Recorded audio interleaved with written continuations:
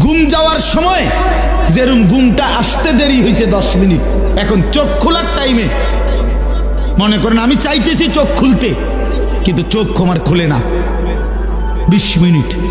এবার তার চিৎকারে বলেন আল্লাহর আরশ কাঁপবে।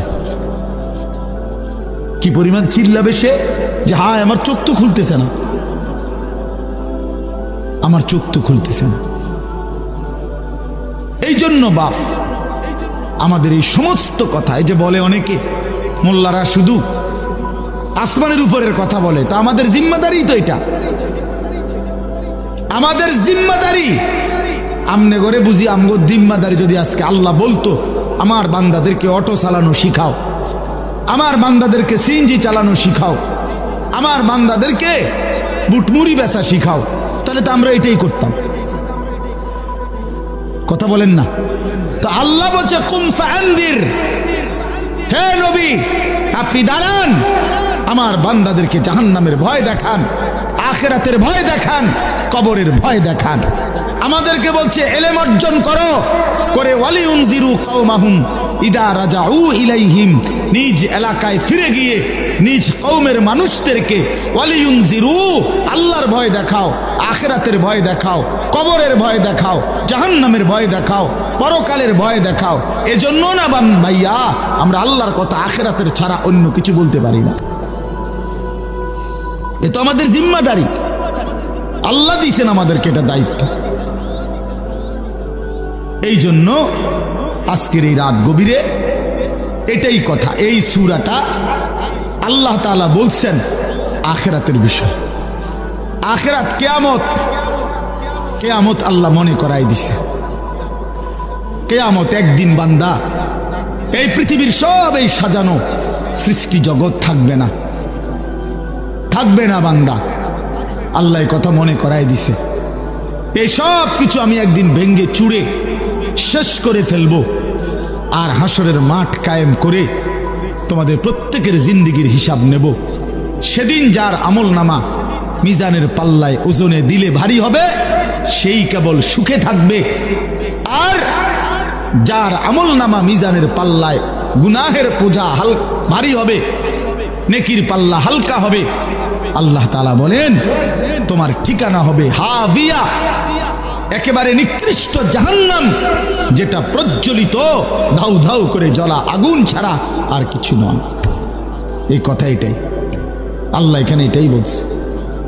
আল কারিআতু মাল কারিআ, কোরআন শরীফে কিয়ামতের বহু নাম আছে। আল হাক্কাতু মাল হাক্কা,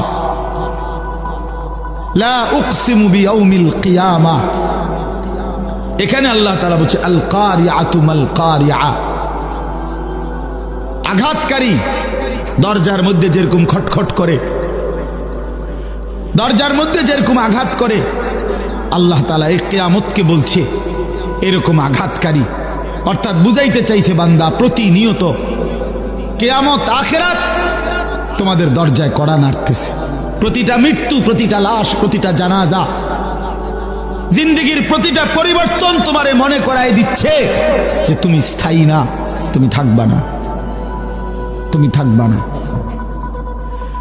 গতকালকে আমি চোখের ডাক্তার দেখাইছি, উনি আমারে বলতেছে হুজুর 10 মাসের মধ্যে আপনার চোখের পাওয়ার যেটুকু কমে গেছে হিসাবে এতটুকু কমার কথা না।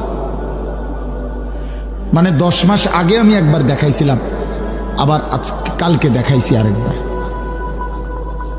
তো আমার চোখের দৃষ্টিশক্তি যদি কমে যায়, এ তো আমার মৃত্যুর কথাই স্মরণ করায়।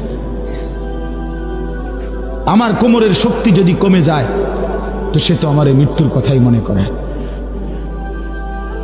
হ্যাঁ বলেন ভাই?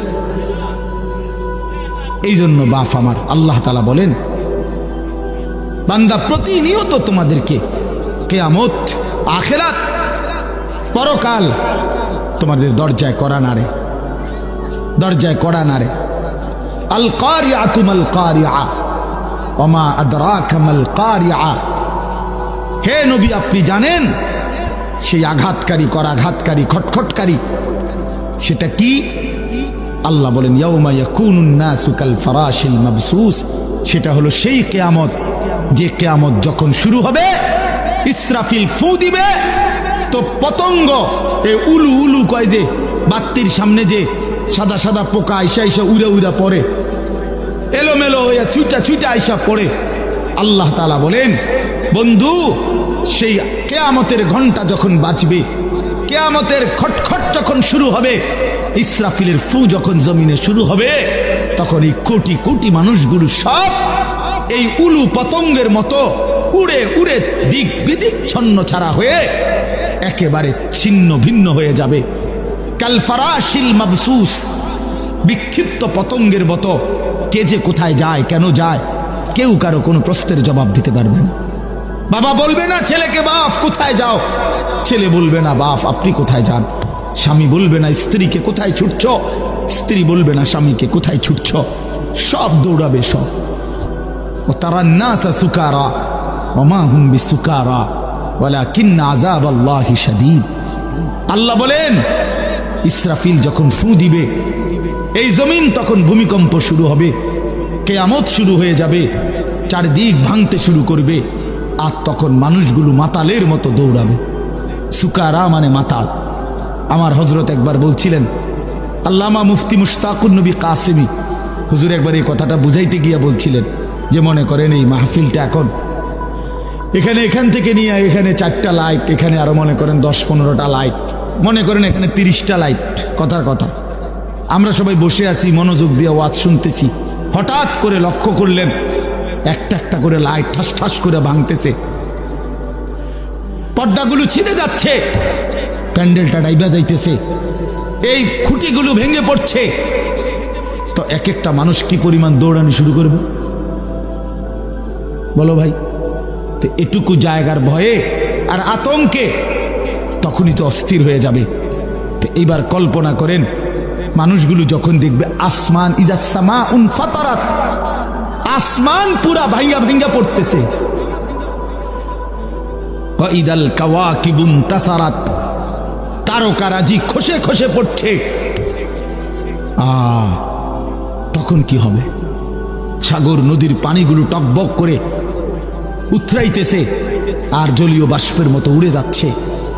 আল্লাহ বলেন, ওয়া তাকুনুল জিবালু কালঈহিনিল মানফুশ, পাহাড়গুলো তুলা ধুনাইয়া সারলে, তুলা ধুনাই বোঝেন মানে লেপ তোষকের জন্য তুলা আগে ধুনাইতে হয়, হয় মেশিন দিয়া নয়তো হাত দিয়া বাইরেইয়া, এগুলারে ভালো করে করে কি করতে হয়, একবার আলাদা আলাদা করতে হয়। তো এই তুলারে ধুনাইয়া সারলে যখন এগুলো এরকম আলাদা আলাদা হয় যে সামান্য বাতাসেই উঠতে থাকে, আল্লাহ তাআলা বলেন এই কোটি কোটি পাহাড়, লক্ষ লক্ষ পাহাড়গুলো ইসরাফিলের ফু শুরু হইলে এরকম ধ্বনিত তুলার মতো দিক বিদিক শূন্যে তুলার মতো উঠতে থাকবে। আল্লাহ বলেন তখন কি হবে বান্দা, মানুষের হালাত কি হবে? কাল ফারাশিল মাবসুস, মানুষ বিক্ষিপ্ত পতঙ্গের মতো। এখানে যদি একটা বোম পড়ে কি পরিমাণ দৌড়বে, কি পরিমাণ ছুটবে মানুষ, কে কার গায়ে পড়ে, কে কারে পিষা ফেলে, কারোই তো খবর থাকবে না। এই আল্লাহ তাআলা এই কথাটাই বলছে যে বান্দা এইভাবেই একদিন কিয়ামত হবে, একদিন পৃথিবীর এই সব কিছু শেষ হবে। এখানে যেরকম বলছে আরো বহু সূরা আল্লাহ তাআলা বলছে, ইজা ওয়াকাতিল ওয়াকিআ লাইসা লিওয়াকাতিহা কাযিবা খাফিদাতুর রাফিআ, এভাবে বারবার বলছে, ইদা রাজ্জাতিল আরদু রাজ্জা ওয়া বুসসাতিল জিবালু বাসসা ফাকানাত হাবাআম মুনবাসসা।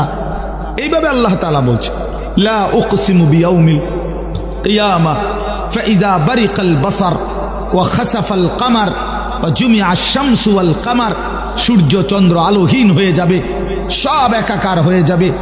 ইয়াকুলুল ইনসানু ইয়াউমাইদিন আইনাল মাফার, মানুষ পাগলের মতো দৌড়তে দৌড়তে বলবে পালাবো কোথায়, দাঁড়াবো কোথায়?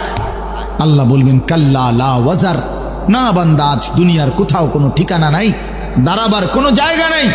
ইলা রব্বিকা ইয়াউমাইদিনিল মুস্তাকার, আজ চলো আশ্রয় ঠিকানা শুধুই তোমার রব আল্লাহর নিকট। ইদা জুলজিলাতিল আরদু জিলজালাহা وأخرجت الأرض أثقالها وقال الإنسان ما لها শত শতবার আল্লাহ বলছে ছেলেরা বাপ জীবনটা নষ্ট করো না বাপ হাসলেও মরে যাবা কাঁদলেও মরে যাইবা নষ্ট করলেও সময়টা মরে যাইবা আল্লাহর ইবাদত করলেও মরে যাইবা